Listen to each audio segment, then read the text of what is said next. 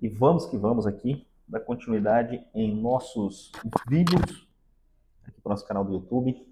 Galera, o primeiro vídeo eu falei para vocês um pouquinho sobre a minha experiência, né? Minha experiência de adoecimento, um pouquinho, fiz um resumo da minha história. Hoje eu quero contar assim como é que aconteceu isso, né? Em que momento que eu me deparei que eu estava adoecendo emocionalmente, quais foram os sintomas que me surgiram, quais foram as questões, né, que eu fui ignorando ao longo do tempo. E eu fiz até uma anotaçãozinha aqui para a gente conseguir seguir o roteiro, não para ficar com muita conversa paralela, mas para que vocês possam entender. É, Foi mais ou menos, eu me formei em 2017, final de 2017, saí da faculdade, em 2018 já ingressei, já atuando já diretamente no mercado de trabalho, prestando consultoria empresarial. Foi, deixa eu só arrumar isso aqui. Então, eu já praticamente saí do mercado de trabalho, da faculdade, e já entrei direto no mercado de trabalho. Um dos grandes desafios para quem sabe, todo mundo que é profissional, todo mundo aí que se forma na faculdade, é você correr atrás de trabalho, correr atrás de emprego. Você quer trabalhar, você quer ganhar dinheiro. Então, você vai aceitando as oportunidades que vierem e você está com gás todo para trabalhar. E eu fiz isso. Naturalmente, ao longo da faculdade, eu construí uma história interessante, já estudava bastante, já tinha um direcionamento do que eu queria fazer. E saí da faculdade, rapidamente já abri uma consultoria, uma empresa que prestava consultoria em psicologia empresarial para pequenos e médios negócios. Eu, juntamente com outro colega, fizemos esse trabalho e desenvolvemos. Pois bem, depois de um período, trabalhei mais ou menos 2 anos fazendo essa consultoria, trabalhos intermitentes, tá, gente? Aqui é trabalho. Não tinha férias, não tinha feriado, não tinha domingo, trabalho consecutivo, daquela pegada mesmo de quem se formou e quer fazer a vida acontecer. Essa empresa durou 2 anos, nós não conseguimos performar com essa empresa e eu decidi entrar para o mercado de trabalho formal, CLT. Consegui entrar em uma empresa, uma grande indústria, que depois prestei essa consultoria durante muitos anos para eles, no regime CLT, e entrei nessa consultoria, nessa empresa, e também prestava consultorias paralelas em psicologia empresarial, continuando, tinha alguns carteira de cliente, continuei fazendo trabalho para esses clientes. Depois que eu entrei nessa empresa, naturalmente a vida financeira ela começa a dar uma organizada, a sua vida financeira começa a se organizar. Naturalmente você começa a, a ter mais possibilidades de vida, né? Mas mesmo assim, o meu ritmo de trabalho ele continuou frenético, acelerado. Eu não parei. Trabalhava de domingo a domingo. Tinha empresas que eu prestava consultoria. Com essa empresa, que era o meu foco principal, que eu trabalhava nela, carga horária de 8 horas semanais. E mesmo assim, rotina de trabalhos frenéticos. Chegou um ponto que, já com 1 ano, 2 anos nessa empresa, eu comecei a ter alguns sintomas. O primeiro sintoma, que foi um dos mais graves que eu senti, foi o pânico, né? Crises de pânico. Então como eu viajava, né, prestava consultoria para treinamento, contratação, formação de equipe, eu viajava muito de cidade a cidade. E de repente eu comecei a ter crises de pânico e não conseguia dirigir. Medo, não dirigia veículo. Aí fomos ignorando esses sintomas, ignorando esses fatores, mas surgiram. Posteriormente começou a dar crise de ansiedade, crises severas de ansiedade, a qualquer circunstância que acontecia que gerava um impacto emocional muito grande, seja na vida pessoal, profissional, isso me desestabilizava completamente. Mais uma vez, eu ignorei. O que eu fiz? Fui tomar remédio. Iniciei um processo de tomar medicação para reduzir a minha ansiedade. E começaram a surgir outros sintomas, né? Palpitação, arritmia cardíaca e etc. E o que eu fiz? Mais uma vez, eu fui procurar a ajuda de um profissional, um médico, né, cardiologista. Então, fiz inúmeros exames médicos, inúmeros exames com o cardiologista, fiz inúmeras consultas, gastei muito dinheiro. No resultado, nada, exatamente nada, não deu nada. Pessoal, eu comecei a entrar em uma fase da minha vida em que eu já não tinha mais capacidade de realizar tarefas cotidianas. Vou dar um exemplo para vocês. Eu já não conseguia mais é, fazer um processo de contratação. Eu era responsável por um setor de contratação na empresa. Eu já não conseguia contratar. Eu fazia entrevistas de 5, 6, 7 pessoas no dia. No final do dia, o RH me perguntava quantas pessoas você entrevistou. Eu falava, não sei. Então eu entrei num processo de looping mental, né, que eu não conseguia ver passar horas, não conseguia ver passar, conversava com as pessoas, não me lembrava das pessoas que eu conversava, que eu tratava no dia a dia. Eu comecei a ficar em pânico, porque eu achei que eu estava tendo uma demência mental. Lia, esquecia e fui entrando num processo de crise, fui entrando num processo que na época eu achava que era um processo de depressão, né? Eu estou entrando num processo depressivo aqui. É a primeira coisa que você vai olhar para isso aí. E algumas coisas que eu anotei aqui que eu quero trazer para vocês, que eu acho que são importantíssimas, a primeira que eu coloquei aqui, eu era uma pessoa de muita energia, fazia academia, jogava bola, saía, então eu tinha uma vida bastante agitada.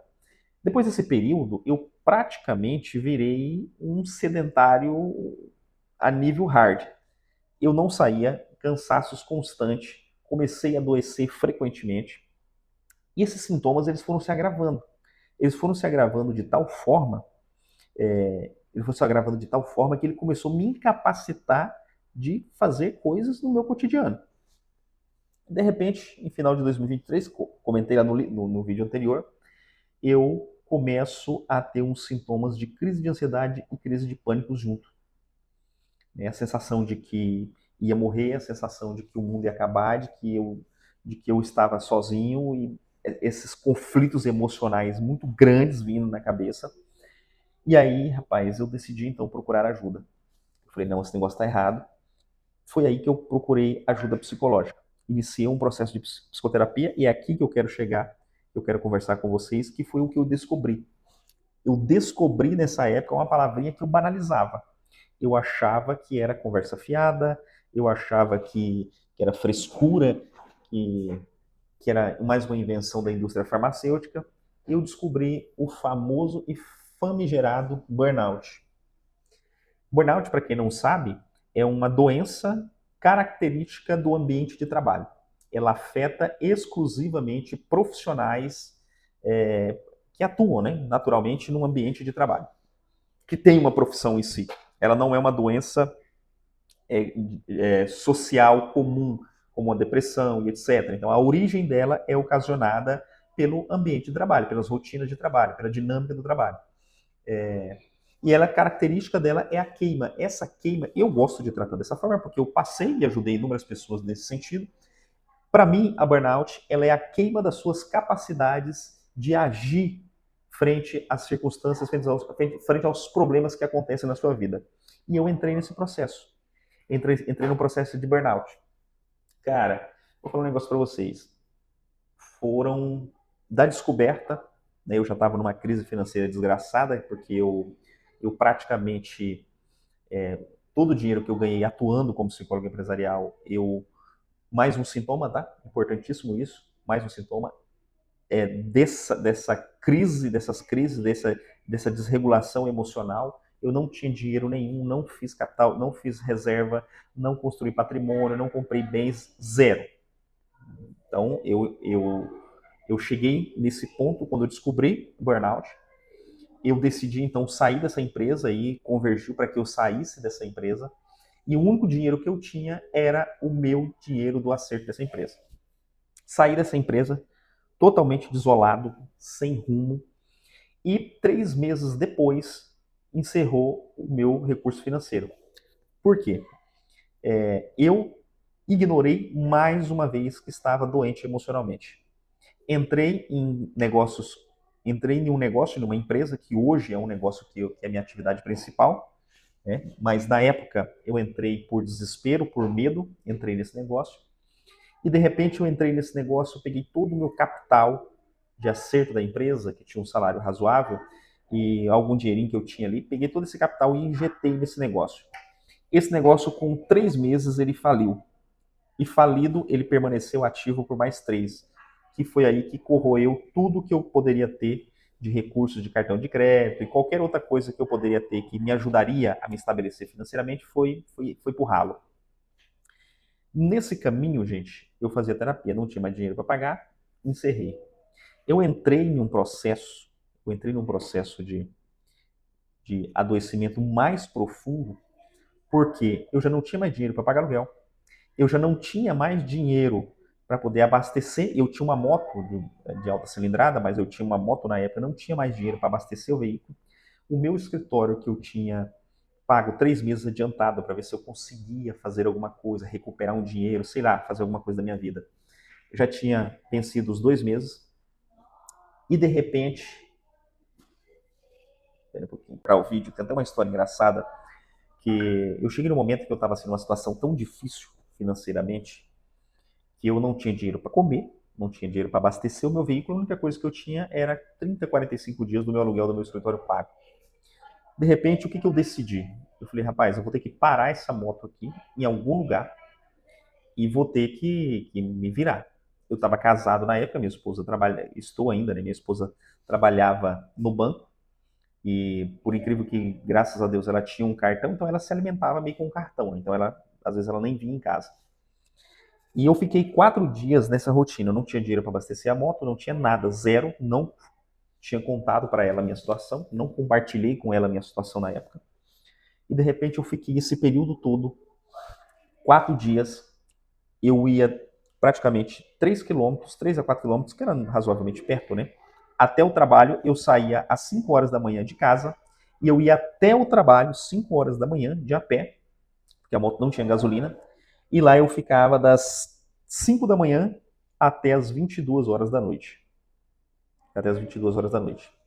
Quando chegava em casa, não tinha comida, porque minha esposa não comia em casa, fazia faculdade à noite, e não tinha fruta, essas coisas não tinha. Era um período que não tinha nada. Ali, eu não sei o que aconteceu, não tinha nada. Então eu passei 4 dias sem comer, só bebendo água. E eu estou contando essa história porque esse foi um ponto importante na minha vida, tá? Esse foi um ponto importante porque foi aí que eu percebi que pessoas como eu, que estava doente emocionalmente, pessoas como eu, que muitas pessoas que passam por esse momento, às vezes são nos momentos mais difíceis da vida dessas pessoas que elas se tornam pessoas egoístas. Elas se tornam pessoas incapazes de pedir ajuda.